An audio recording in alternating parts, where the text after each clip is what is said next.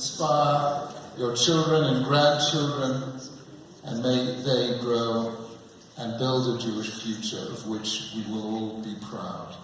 Friends, tomorrow is Holocaust Memorial Day, and you asked me to speak about the meaning of life. And bringing those two things together can take us in only one direction, to a man in Auschwitz called Viktor Frankl. Viktor Frankl, as many of you will know, survived Auschwitz.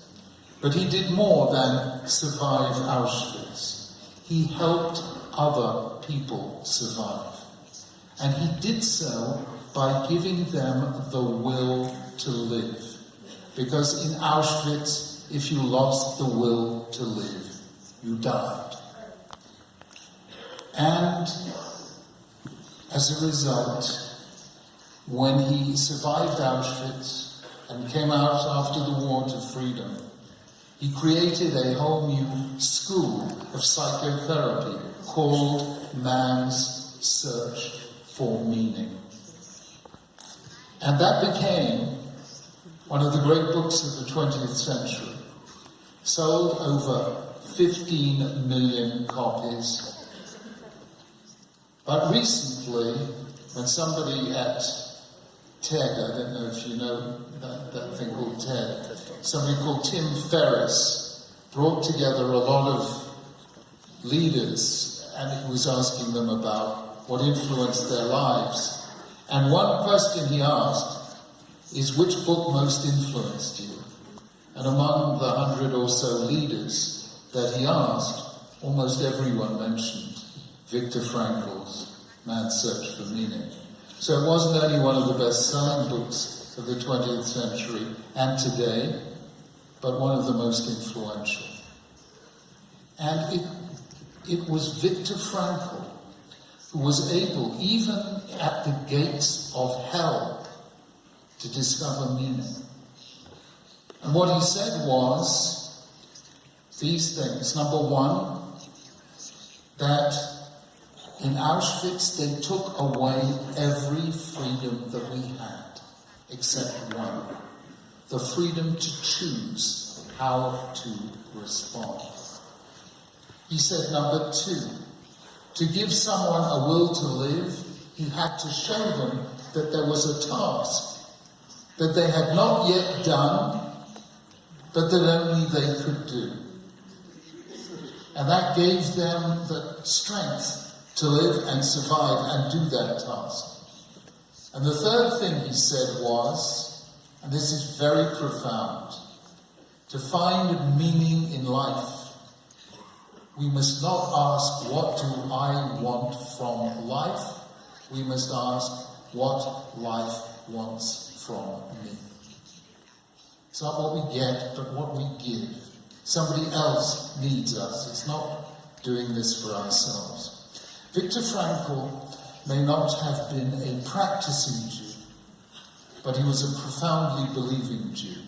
He writes that when they took away everything of his in Auschwitz, all his clothes, they gave him some rags from a prisoner who had died.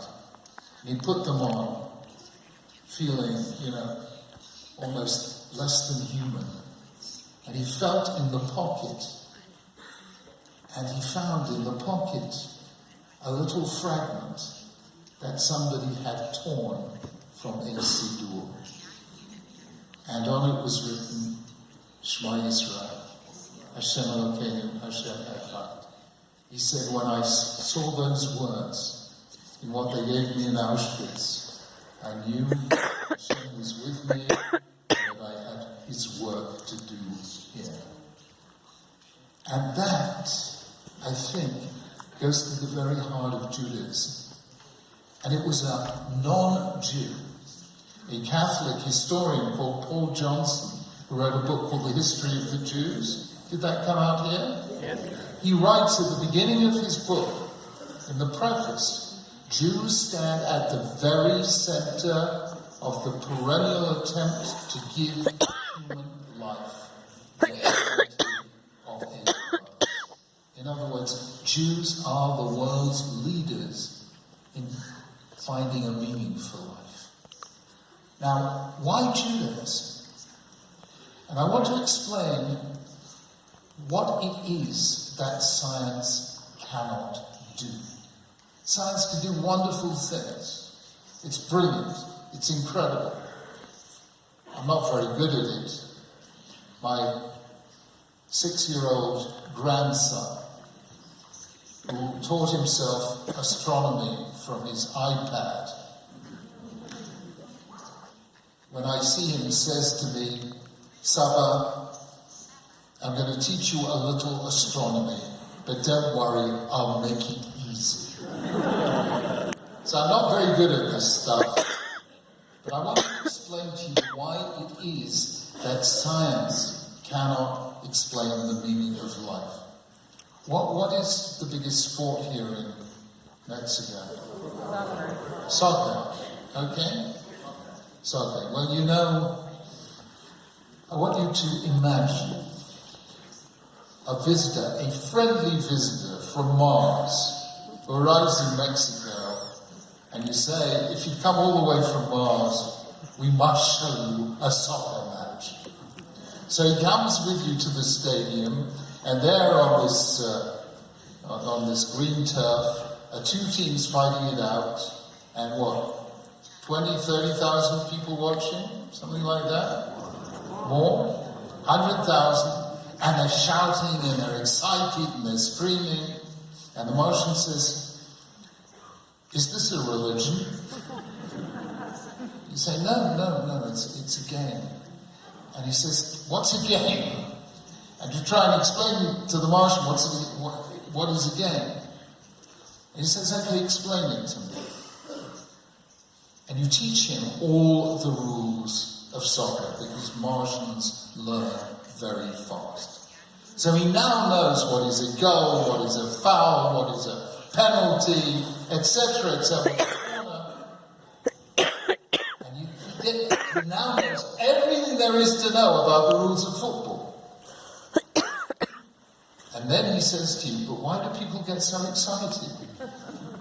Now, you can't explain why people get so excited by teaching a Martian the rules of soccer. Am I right? You've got to teach that story of identity, of tribes, of conflict, of war, of symbolic war, etc., etc. In other words, you can understand all the rules of the game, but you won't understand the meaning soccer has for people. Are you with me? For that, you've got to go outside the game and look at humanity as a whole. To put this in its technical, simplest form, the meaning of a system lies outside the system. Yeah? Does that make sense to you? I mean, I know you all know the meaning of the slow movement of Beethoven's String Quartet in A minor, Opus 132. I'm sorry for stating the obvious. You all know that this was Beethoven's Heilige Dankgesang, song of holy thanksgiving on recovery from an illness. And you know what Beethoven meant when he wrote over the score, Neue Kraft fühlen, feeling new strength. That was Beethoven's translation into music of a recovery from his own illness, of the kind that David HaMelech wrote in Mizmor Shir Chanukat HaBayit LeDavid, Histata B'necha Yisi Livho, it's a song of recovery, Afavta Misklevi Lamodoli. It's very similar, a song of a recovery from an illness. Now you give that to a scientist to analyze Beethoven's slow movement of the A minor quartet. What does it do? It analyzes patterns of sound waves. It knows exactly what that piece of music is. It hasn't got a clue what that piece of music means. They have just come up, and I'm not making this up, it's true, they've just come up with a form of artificial intelligence that can compose music entirely by computer. I only discovered this a week ago. It's a true story.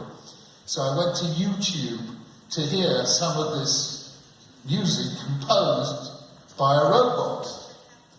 And I can tell you with absolute confidence that you need to be a robot to enjoy it. So in other words, to find the meaning of something, you have to stand outside that something. The meaning of the system is outside of the system. And that means the meaning of the universe lies outside the universe.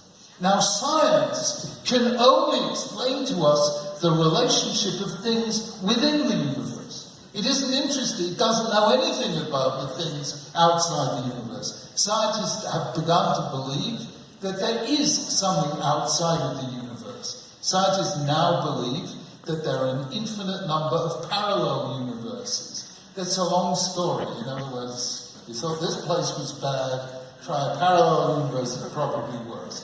But, so everyone agrees there's something outside of the universe, but science only deals with the stuff within the universe. It relates this bit of the universe to that bit of the universe. It can't get outside the universe because there's no way of detecting, doing an experiment, etc., etc. So science can give us explanations. This caused that, but it can't give us meaning.